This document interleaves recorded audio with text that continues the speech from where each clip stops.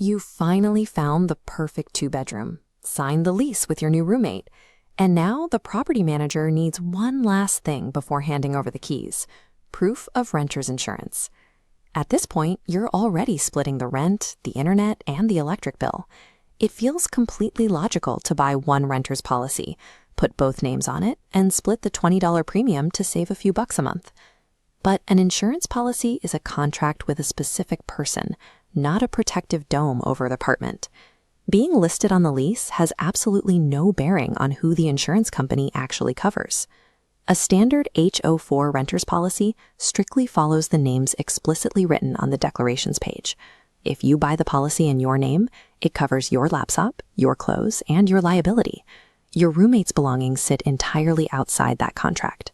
If a grease fire totals the kitchen and smokes out the living room, your policy steps in to replace your damaged items and put you in a hotel. Because your roommate isn't named on the document, they get nothing. They have to replace everything out of pocket. To fix this, property managers often push tenants to buy a joint policy, officially adding the unrelated roommate as a named insured, so both people have legal standing. While that technically gives both of you coverage, it forces two entirely separate risk profiles into a single financial container. What looks like a clever way to save $10 a month actually builds a trap that binds your insurance record to someone else's mistakes. Look at this matrix comparing joint and individual coverage. The first friction point of a joint policy is a shared property limit. If the policy covers $20,000 of personal property, you don't get 20 each. You share one bucket. When you add up 2 adult wardrobes, 2 laptops, and a living room full of furniture, you usually blow past that default limit. If a total loss happens, you and your roommate have to fight over how to divide a payout that isn't large enough. Then there's the deductible. If your roommate's golf clubs are stolen from their car, they file a claim on the shared policy. You now have to navigate who pays the $500 deductible for a theft that didn't even involve your property. The longest-lasting consequence happens behind the scenes on your Clue report, the database carriers use to track your insurance history. A claim on a joint policy attaches to every named insured. If your roommate falls asleep with a candle burning and damages the unit, the resulting claim goes on your record too. When you move out 3 years from now, you will pay higher insurance premiums because of a fire you didn't start. Joint policies also fail the mobility test. When your roommate gets a new job and moves out, you can't simply cross their name off. The policy typically has to be rewritten entirely.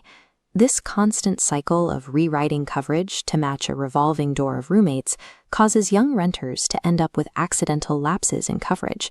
You trade a microscopic saving for administrative headaches and a permanent link to another person's liability. The solution is simple. Every unrelated adult living in the apartment buys their own renter's policy. With your own policy, you calculate the value of exactly what you brought into the apartment and set your property limit to match. You aren't guessing how much a roommate's electronics are worth. More importantly, holding your own contract guarantees you a first-party claim. If a pipe bursts and ruins your bed, your policy pays you to replace it immediately.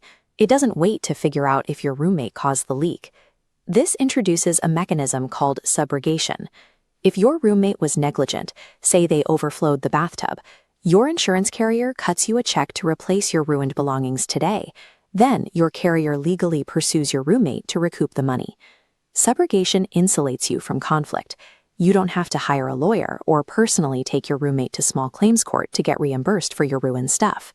Your insurance company handles the confrontation for you.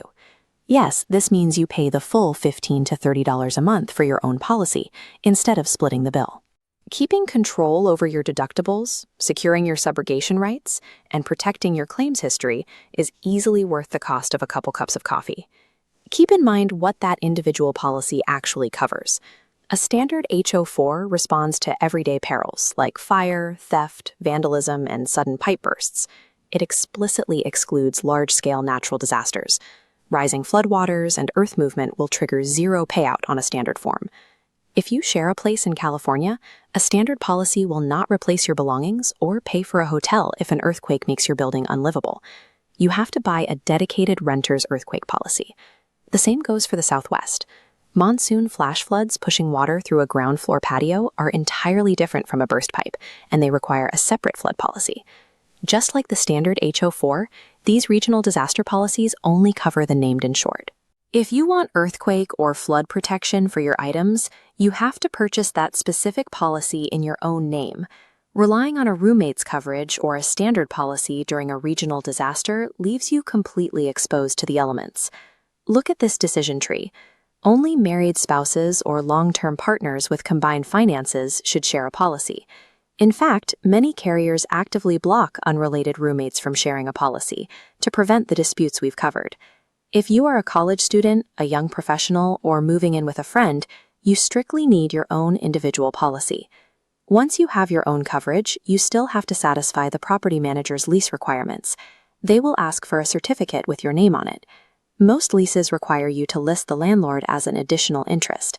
This is a notification status. It sends them an alert if your policy cancels or lapses. Do not grant a landlord additional insured status unless absolutely forced. That status actively extends your personal liability coverage to protect the landlord, draining the coverage you bought for yourself. So here is the final checklist. Walk through your room, take photos of your belongings to build an inventory, and purchase an individual policy with replacement cost coverage.